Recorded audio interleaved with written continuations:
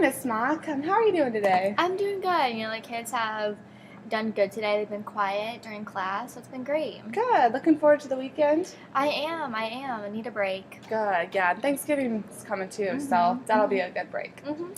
Well, I thank you for coming in today and for taking time out of your day to come Mhm. to talk to me about a few things that I've been noticing in your class. It means a lot to me that you're here right now. Good. Good. So I've been noticing a few things about your classroom, namely being a few of your students, their grades have been going down quite a bit throughout the semester. I've seen a lot of decrease in the grades there. Have you been noticing this as well? Well, obviously, every teacher is different, and we all have those kids in our classroom that, are on the same pace and who not necessarily fail, but do academically are lower than other students. But Hmm. isn't that right? Is that like normal for Yeah. every class?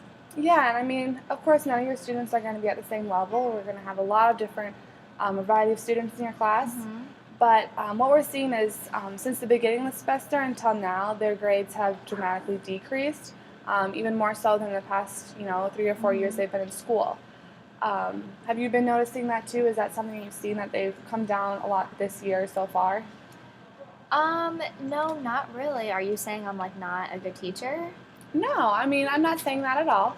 It's just something that, as a teacher, I want you to be noticing the success in your students and also the when their grades are going down. That's something that I want you to be paying attention to, Mm-hmm. so that we can step right in to help them when we see that their grades are going down.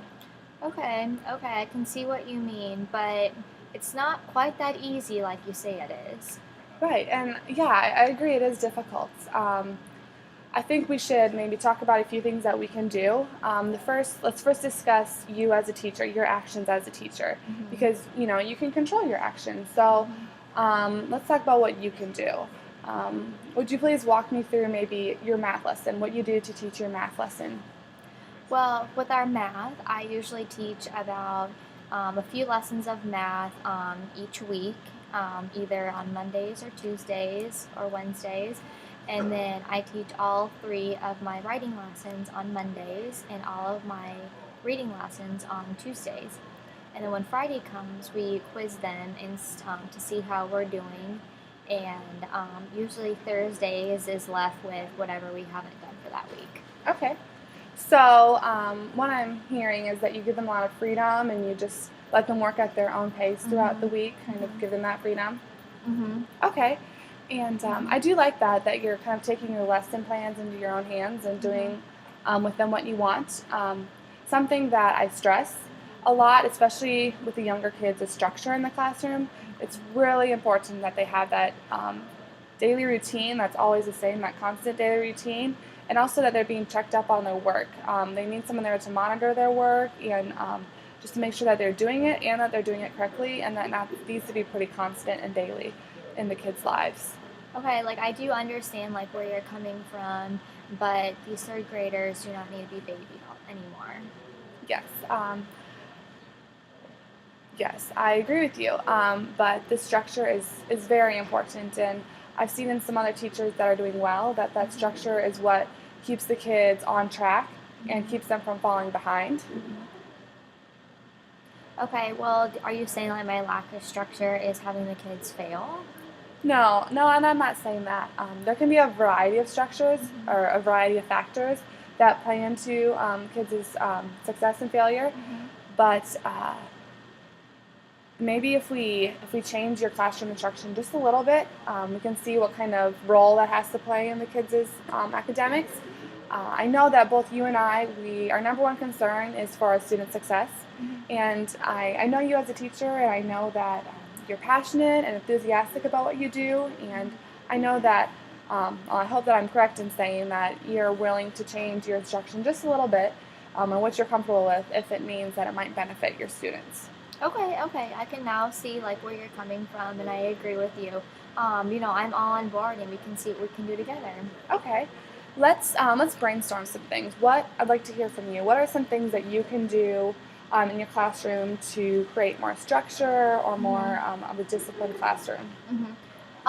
Yeah, well, maybe we could first, an idea would be to stretch out the lessons where maybe we could do one reading lesson, one writing lesson, and one math lesson each day so that we can tell what kids are falling behind and what areas we need to work on for which kid. Yeah. Because I know Johnny in my class is struggling with reading.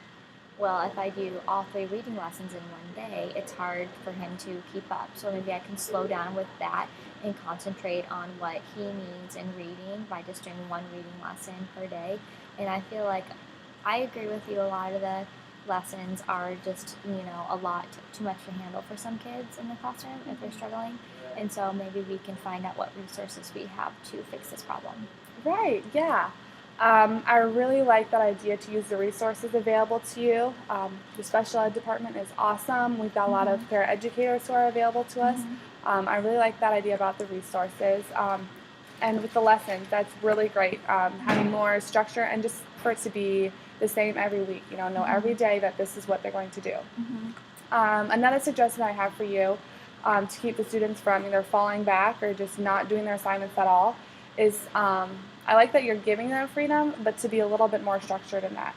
And so maybe what you could do is when you hand out the assignment, say, you have the next 30 minutes to work on the assignment, and then at the end of those 30 minutes, then we'll go over it. So give them the freedom to do it at their own pace, maybe work with a partner, but then at the end of those 30 minutes, first make sure that they were all doing the assignment, and then go over the answers, go over questions to make sure that they were understanding what they were doing.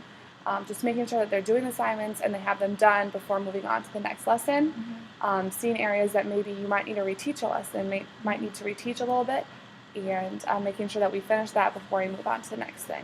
Okay. I totally understand where you're coming from, and thanks for telling me this problem instead of, attacking me like every other teacher. And I'm sure for the next few weeks that we can actually work together too, so you can help me with these lesson plans every day so we can maintain that structure since I'm, not really familiar with it. Yeah, no problem. I'd love to be here for my teachers and to do what I can to help you improve your classroom. Okay, thank you. Yes.